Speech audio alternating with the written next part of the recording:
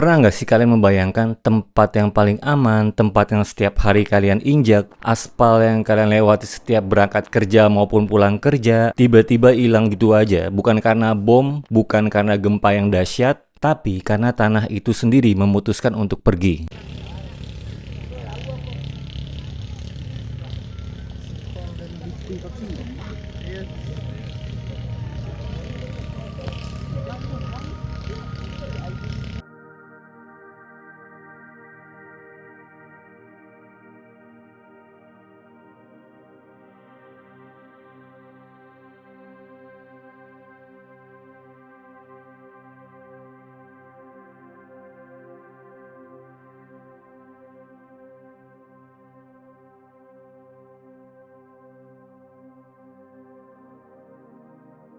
Pada Januari 2026 dibuka dengan fenomena aneh di Pulau Sumatera. Di satu sisi, ada lubang raksasa di Sumatera Barat yang airnya berubah biru jernih dan viral jadi tempat wisata dadakan. Orang-orang pada takjub, tapi di sisi lain, tepatnya di provinsi tetangga, di Aceh, ada teror yang jauh lebih sunyi tapi jauh lebih berbahaya. Jalanan utama retak dan tanah turun perlahan dengan pasti. Dan bedanya, di sini nggak ada air biru yang indah. Yang ada hanya jurang yang siap memutus nadi kehidupan ribuan orang. Halo semuanya, saya Hani Handoyo. Selamat datang kembali di Ruang Hani.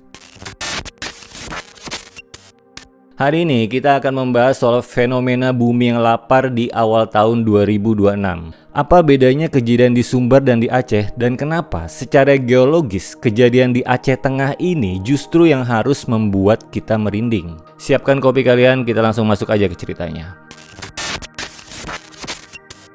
Sebelum kita masuk ke kejadian mengerikan yang ada di Aceh, kita harus bicarakan dulu soal apa yang terjadi di provinsi tetangganya, yaitu di Sumatera Barat. Karena banyak teman-teman yang DM saya, "Bang, bahas sinkhole di Sumatera dong yang airnya biru." Nah, di sini kita harus luruskan dulu. Yang airnya biru itu bukan di Aceh, tapi di Sumatera Barat. Tepatnya itu di Nagari Situjua Batua, Kabupaten 50 Kota di Sumbar. Kejadian itu sekitar tanggal 4 Januari 2026. Bayangin tuh kalian adalah petani di sana. Pagi harinya tuh sawahnya baik-baik aja. Tapi sore harinya tiba-tiba ada lubang menganga besar gitu di sawah kalian. Dan awalnya airnya tuh coklat kotor biasa aja gitu seperti normal. Tapi lama-kelamaan airnya berubah menjadi biru jernih. Sangat jernih sampai orang-orang berpikir bahwa ini adalah air ajaib. Viral lah tempat itu. Orang-orang pada berbondong-bondong datang ke sana dan bahkan ada yang mencoba minum dari air tersebut. Padahal ahli geologi dan lembaga yang terkait sudah memperingatkan bahwa air tersebut bisa menjadi bahaya.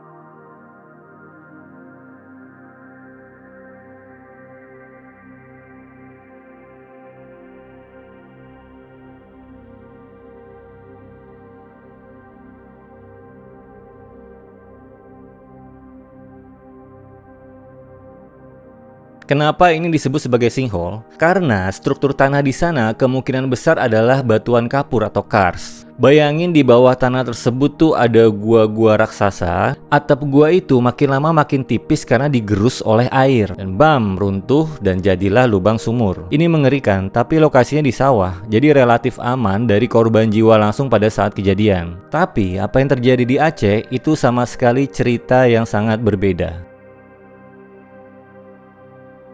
Oke, sekarang kita pindah ke Aceh, tepatnya di dataran tinggi Gayo. Daerah yang dingin, bergunung-gunung, dan juga penghasil kopi terbaik di dunia. Jalannya tuh berkelok-kelok di apit tebing dan jurang. Nah, di awal tahun 2026, hujan turun tanpa henti di sana. Ini bukan hujan yang romantis, tapi lebih tepatnya hujan yang tidak romantis. Karena hujan ini tidak memberi kesempatan tanah untuk bernafas. Lokasinya ada di desa Pondok Balik, Kecamatan Ketol. Ini adalah jalur vital, jalur lintas kabupaten dari Blang Mancung ke Simpang Balik. Bayangin supir truk pengangkut kopi atau warga yang mau jalan ke pasar, kalian tuh harus lewat jalan ini. Tanggal 12 Januari 2026 laporan mulai masuk. Bukan lubang sumur yang tiba-tiba muncul, tapi tanah di samping jalan itu mulai turun. Coba perhatikan visual ini.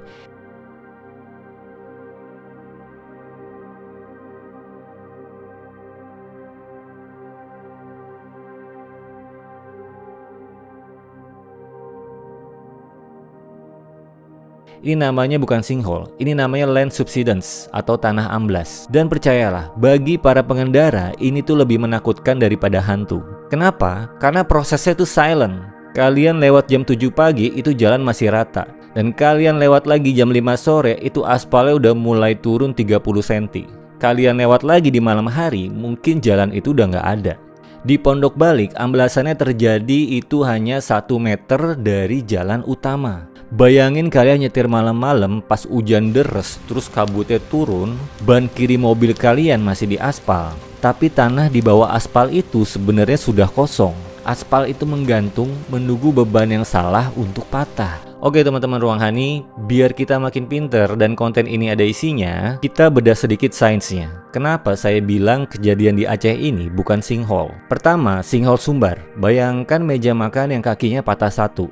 Brak, jatuh ke bawah jadi lubang. Itu sinkhole. Biasanya karena bawahnya bolong kayak gua kapur. Yang kedua, tanah amblas atau subsidence di Aceh. Bayangkan kalian menaruh adonan kue di atas papan yang miring. Kalau adonannya kebanyakan air, dia akan pelan-pelan meluncur ke bawah. Nah, itulah yang terjadi di Aceh.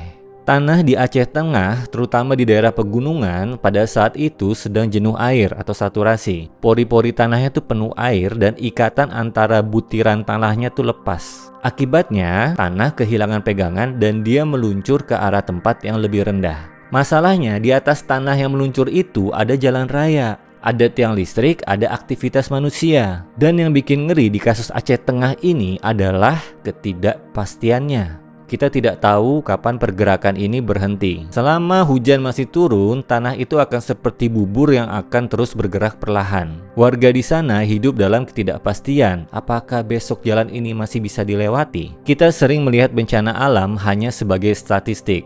Tapi di Ruang Hani kita peduli akan ceritanya. Coba posisikan diri kalian sebagai warga desa Pondok Balik. Akses jalan ini putus, ekonomi mati, truk pengangkut kopi nggak bisa lewat, dan harga barang jadi naik. Kalau ada yang sakit, itu harus muter balik yang agak jauh. Jadi isolasi ini adalah ketakutan terbesar warga pegunungan. Dan di sini ada faktor psikologisnya. Setiap kalian tidur di malam hari, udah gitu hujan turun dengan deras, pasti kalian bertanya-tanya apakah tanah di belakang rumah ini juga ikut bergerak. Ada satu skenario buruk yang untungnya belum terjadi, tapi mungkin banget bisa terjadi. Bayangin sebuah bus malam melintas dan supir tuh di situ nggak ngelihat retakan baru karena kondisinya lagi hujan dan lagi gelap. Roda depannya tuh lolos, tapi roda belakangnya itu menginjak bagian aspal yang bagian bawah tanahnya itu udah hilang. Tanpa suara peringatan, bus itu bisa terguling ke sisi jurang yang tanahnya udah amblas. Ini bukan film horor, ini realita geologi di daerah yang rawan bencana.